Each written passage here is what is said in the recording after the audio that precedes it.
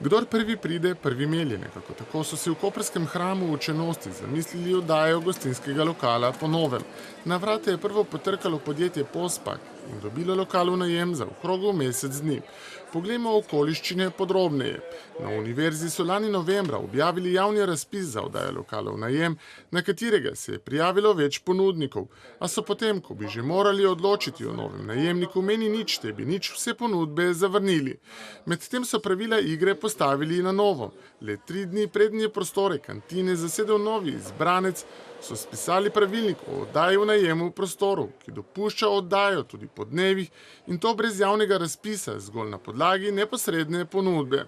V času trajanja Evropskega prvenstva pa vse do novega študijskega leta je lokal požegnal rektorja Marušiča pristal v rokah prej omenjenega podjetja Pospak, ki ga zastopa Natalija Nahašova.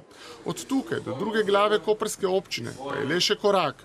Ta ista Natalija Nahašova namreč zastopa tudi podjetje Sedemka v lasti koprskega podžupana Danijela Cepa, ki se prav tako ukvarja z gostinsko dejavnostjo. Nahašovo smo hoteli vprašati, koliko bodo odšteli za enomesečni najem in koliko je pri poslu pomagal koprski podžupan, a se nam na telefon ni oglasila.